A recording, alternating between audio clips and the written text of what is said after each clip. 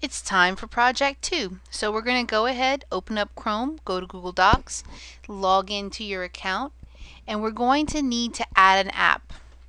So I'm going to click on Create, Connect More Apps, and then I'm going to type the word template in the search box, press the enter key, and you'll see it'll come up. The one that we are looking for is called Drive Template Gallery. I've already installed it on this one, but you'll see the plus connect right here. Go ahead and click on it and it'll let you know that you have installed it. So Drive Template Gallery is the one that we're doing. And then when I click on Create, I can come to From Template.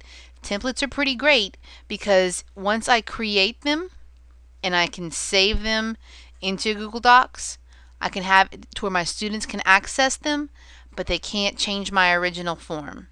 But it is important that you make sure you keep your original form in part of your files, because if you delete it, it removes it from the template gallery.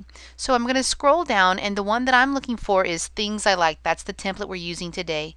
And you're going to click on Use This Template. The second project is pretty short project also. We're going to refine a search for an image so we can find things that are free. We're going to make sure it's using an MLA citation. And we kind of already talked about comments, so we're not going to, I'll review with you about adding comments again just so you'll remember. But we've logged in, we've opened this template. We're going to need to add at least 2 free images that have the proper MLA heading at the bottom of the page, and you'll need to share the document with me.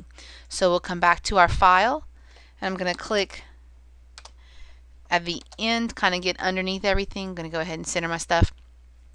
And I'm going to use the tool, the research tool. So I go to Tools and Research. And what I love about the research tool is that it allows me to go through images, websites. You can see I can do like define something in a dictionary, find quotes about a certain topic. So I'm going to think of something that I like. I'm going to say kittens. And I'm going to come, you'll notice that it pulls up some websites, it pulls up some pictures, but all I'm looking for are images. So I'm going to click on that little tiny arrow, click on Just Images. But I want to filter my images. We need to kind of make our kids aware that they can't just use whatever they want, slap it on anything, and pretend that it's theirs and take all the credit. It is good for them to know that they can be filtering their pictures and stuff and use pictures they are allowed to do.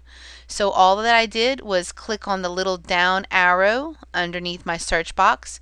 Right now it is not filtering, but if I click on that and change it to free to use, share, or modify, even commercially, everything that it's going to give me now is free to use.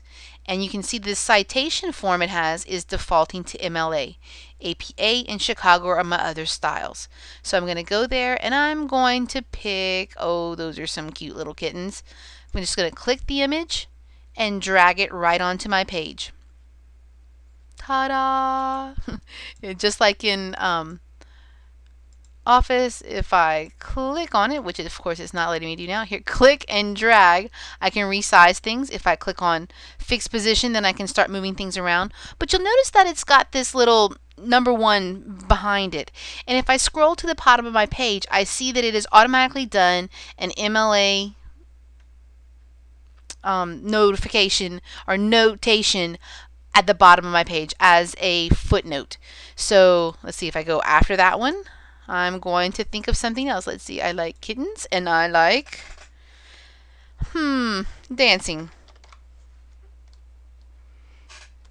Well, there are some interesting ones. Again, I want things that are free to share and use.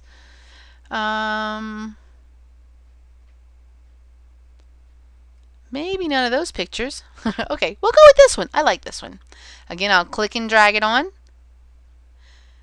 If I want to resize it, I can. I see automatically it is giving me my little notation, and here is my footnote in MLA format.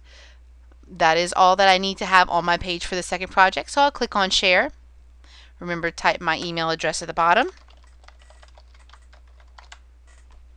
Click on Share and Save.